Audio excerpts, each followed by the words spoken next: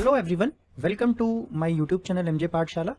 Or in the today's video we will talk about the notice for admission to PhD MTech MS by Research 2022-23 for second semester, right? तो recently अभी Indian institute of technology Kanpur के PhD के forms आए हैं, तो एक बार फटाफट से इसके लिंक्स पे हम लोग एक बार नजर डाल देते हैं, है ना। The online application portal will be available from 26th of October, that means कि ये ओपन हो चुका है और इसकी जो लास्ट डेट है that is 11th of November 2022, right.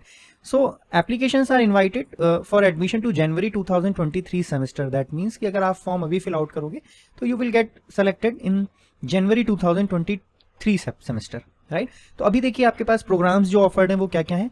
MTech offer किया है आईआईटी कानपुर ने in the field of mechanical engineering, उसमें भी मैन्युफैक्चरिंग साइंस के लिए, राइट। इसके अलावा एमएस बाय रिसर्च में cyber security, computer science and engineering, और अगर हम लोग पीएचडी के ब्रॉड एरियाज की बात करें तो aerospace engineering, biological sciences and bio engineering, chemical engineering, civil engineering में hydraulics and water resource engineering and transportation engineering, specializations are not admitted to the PhD students, right. तो ये जो fields लिखी हुई हैं these are not applicable, right. Similarly computer science and engineering, design, electrical engineering, material science and engineering and so on. तो अगर आप इनमें से किसी एक एरिया ऑफ इंटरेस्ट पे लाई करते हैं तो yes you can fill the form for PhD. थोड़ा सा नीचे चलेंगे तो आपको जनरल इन्फॉर्मेशन के बारे में पता लगेगा।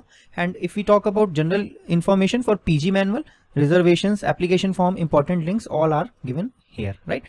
अब most important thing is how to apply to IIT Kanpur, right. The online application portal is available from 26th of October, right. तो अगर आप यहाँ पे इंपॉर्टेंट लिंक्स पे क्लिक करोगे तो यहाँ से आप तो ये एक अनदर विंडो ओपन हो जाएगी। जब तक ये विंडो ओपन होती है हम लोग नेक्स्ट पॉइंट पे चलते हैं। Indians as well as the foreign nationals can apply only through the online mode of application. That means only online application he available है, no offline option is there. PhD application must arrange for the 2 letters of references as well. अगर आप PhD applicant हैं तो आपके पास आपको form भरने से पहले 2 लेटर ऑफ रेफरेंसेस होने चाहिए, राइट। अब अगर हम लोग लेटर ऑफ रेफरेंसेस की बात करें तो बेसिकली रेफरेंस कौन दे सकता है? जिसके साथ आपने स्टडी की हो, जिसने आपको पढ़ाया हो, या एमएससी के केस में अगर आपने प्रोजेक्ट किया है तो जो आपके गाइड रहे हो, सुपरवाइजर्स रहे हो, तो वो आपका रेफरेंस लगा सकते हैं, या आपके डिपार्टमेंट के हेड ऑफ डिपार्टमेंट जो होंगे वो आपका रेफरेंस लगा सकते हैं। रेफरेंस में क्या है कि आप को एक फॉर्मेट होता है, उस फॉर्मेट पे सर लोग साइन करके देते हैं और वो रेफरेंस लगता है, right. For this purpose the names of the referee along with their email addresses are to be provided by the candidate to the online application portal, right. तो यहाँ पे इन्होंने थोड़ा सा आपके लिए इजी कर दिया है कि आपको वहां पे रेफरीज के नेम देने हैं और उनके ईमेल एड्रेसेस देने हैं, right. The referees will be contacted electronically through an auto generated mail with request to submit their recommendations online, right. तो यहाँ पे ये जरूर याद रखिए, बहुत सारे स्टूडेंट्स की जनरल क्वेरी आती है कि सर रेफरेंस क्या हम लोग बिना पूछे दे सकते हैं? तो नहीं, आप जिस भी बंदे का रेफरेंस लगा रहे हो, जिन भी सर का आप डिटेल दे रहे हो, तो एक बार प्रायोरली आप लोगों को उनसे कंसल्ट करना बहुत जरूरी है कि सर फलानी जगह हम अपना फॉर्म फिल कर रहे हैं, we are filling our form in some IIT and they have asked about the reference 2 references, तो क्या हम लोग आपका रेफरेंस लगा दें? अगर वो एग्री करते हैं तो ही लगाइएगा, अदरवाइज आप मत लगाइएगा, right. Application fees 500 for general, EWS and OBC NCL candidates and 250 for SC ST and DAP candidates, right. Application fee is waived for the foreign national category, separate application form is to filled for each programme. That means कि अगर आप एक से अधिक departments में apply कर रहे हो तो आपको हर एक उसके लिए अलग अलग एप्लीकेशन फॉर्म फिल करना होगा, राइट। अब अगर हम लोग इंपॉर्टेंट लिंक्स की बात कर ले तो यहाँ पे सबसे पहली चीज है अप्लाई ऑनलाइन, उसके बाद क्या है कॉन्टैक्ट्स टू डिपार्टमेंट्स, राइट। उसके बाद एलिजिबिलिटी क्राइटेरिया, फाइनेंशियल असिस्टेंटशिप और इन्फॉर्मेशन ब्रोचर, राइट। इसके साथ साथ इन्होंने यहाँ पे certificate must be submitted in the specified proforma, जैसे कि आप एससी कैटेगरी से हैं, एसटी से हैं, OBC, DAP, EWS, whatever be the category, उसके लिए इन्होंने एक यहाँ पे अपना प्रोफार्मा दिया है। इसको जब आप यहाँ पे क्लिक करोगे तो यू विल सी कि क्या फॉर्मेट है उनका, राइट। इसके अलावा इन्होंने एक लिंक दिया है information for part time students, for external student, for sponsored students and for foreign national students, right. तो यहाँ पे आप सब पे क्लिक करते जाओगे तो इसके बारे में आपको डिटेल्स यहाँ पे मिलती चली जाएंगी, राइट। इसके अलावा एससी एसटी के लिए यहाँ पे इन्होंने एक लिंक क्रिएट किया, जब आप इस पे क्लिक करोगे तो एक सर्टिफिकेट प्रोफार्मा खुल जाएगा, सिमिलरली फॉर अदर्स, राइट। अब अगर हम लोग यहाँ पे एक बार कॉन्टैक्ट फॉर डिपार्टमेंट्स की बात कर लें, एलिजिबिलिटी क्राइटेरियाज की बात कर लें, फाइनेंशियल असिस्टेंटशिप और इन्फॉर्मेशन ब्रोचर की बात कर लें एक बार, right.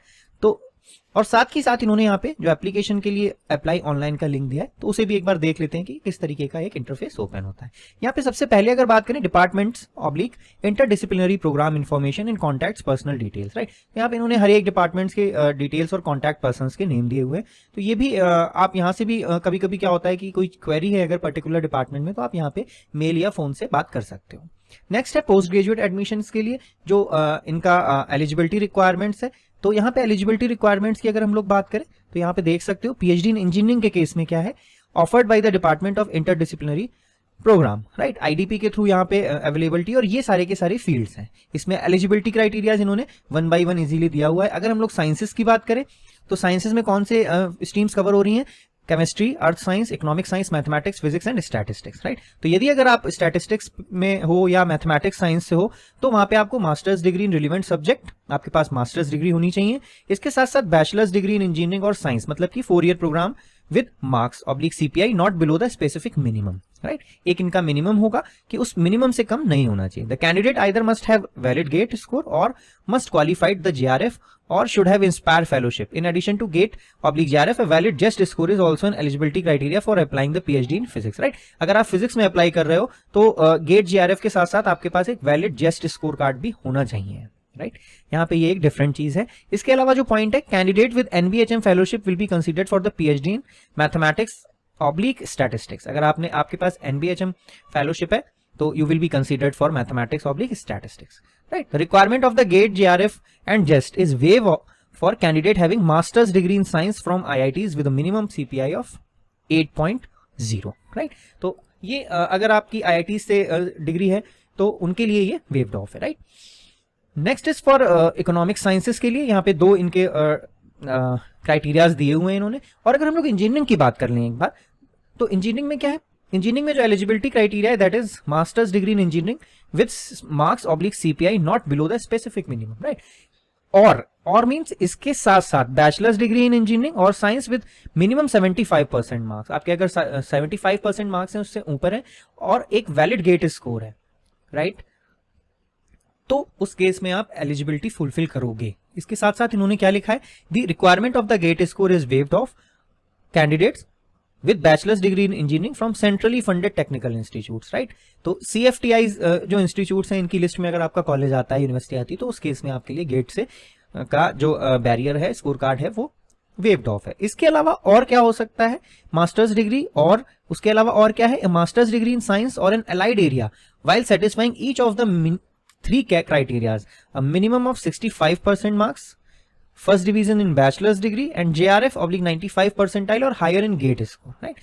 For admission into the PhD in biological sciences and bioengineering, applicants having master's degree in pharmacy, medicine, veterinary science with marks not below the specified minimum, or the bachelor's degree in pharmacy, medicine and veterinary science with a minimum of 75% may also be considered, right? Similarly, second जो criteria है, first के अलावा साथ में valid GATE score is required for the candidate with bachelor's degree in engineering design and architecture, except in the case of candidate with bachelor's degree in engineering from, वही चीज है कि GATE score किसके लिए valid के लिए waived off है, those who having bachelor's degree in engineering from the CFTI institutes, right? तो candidates with masters degree in science must either have a valid GATE score or must have qualified for oblique in NET or JRF. अगर आपके पास एक valid GATE score है और आपका masters degree in science है और आप अगर पीएचडी इन इंजीनियरिंग में अप्लाई कर रहे हो, राइट, तो उस केस में क्या है, या तो आपके पास वैलिड गेट स्कोर हो या आपके पास जेआरएफ आपने क्वालिफाई किया हो या नेट क्वालिफाई किया हो, तो आप यहाँ पे अप्लाई कर सकते हो, राइट। तो ये इनके डिफरेंट डिपार्टमेंट्स के एलिजिबिलिटी क्राइटेरियाज है। फॉर्म्स को फिल करने से पहले एक बार इन्हें जरूर देखें ध्यान से, राइट।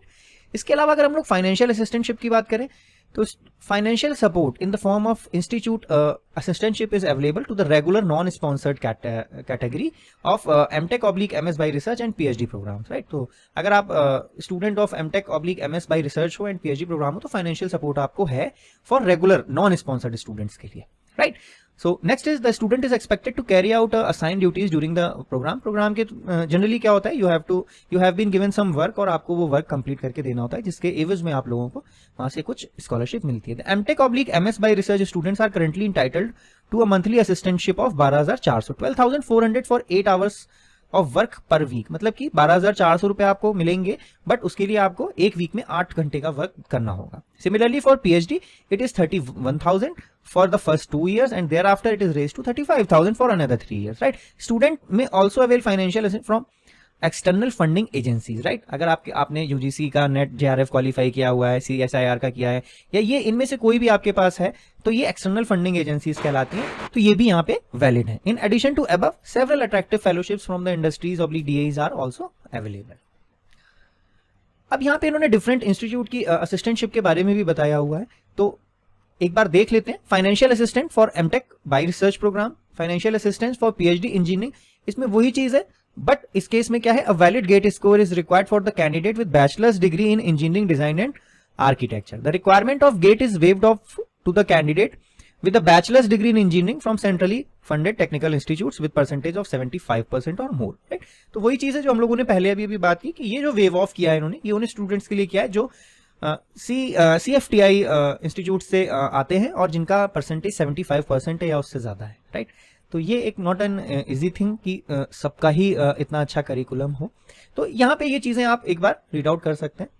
इसके अलावा इन्फॉर्मेशन ब्रोचर्स हैं. अगर आपको जिस भी डिपार्टमेंट में अप्लाई कर रहे हो उसका आप एक बार इन्फॉर्मेशन ब्रोचर खोल के देख सकते हो कि भाई इसमें बेसिकली क्या चल रहा है. अगर मैथ्स एंड स्टैटिक्स की बात करें तो ये कुछ इस तरीके से इनका ब्रोचर ओपन हो जाएगा. और साथ ही साथ अगर हम लोग अप्लाई ऑनलाइन क्लिक की बात करें तो सिंपल यहाँ पे इन्होंने सिंगल लिंक क्रिएट किया है. जब आप इस पे क्लिक करोगे तो you will go to the portal of admission, right. For example अगर मैथ्स के डिपार्टमेंट की बात करें तो यू कैन सी दैट इन्होंने मैथ्स का अपना एक डिपार्टमेंटल ब्रोचर डिजाइन करके यहाँ पे डाला हुआ है. तो वहां से आप सारी की सारी चीजें एक बार देख सकते हो कि डिपार्टमेंटल क्या फैसिलिटीज हैं, क्या है, कॉन्टैक्ट पर्संस क्या हैं, ब्रॉड रिसर्च एरियाज क्या चल रहे हैं, right. So this is all about the IIT Kanpur for PhD admissions. Thank you. अगर आप मेरे चैनल पे नए हैं तो प्लीज मेरे चैनल को सब्सक्राइब करना जरूर याद रखें, किसी भी कीमत पे ना भूलें, जिससे कि आने वाले वीडियोस आप तक इजीली पहुंच सकें. इसके साथ साथ इस वीडियो को लाइक जरूर करें, शेयर जरूर करें. Thank you.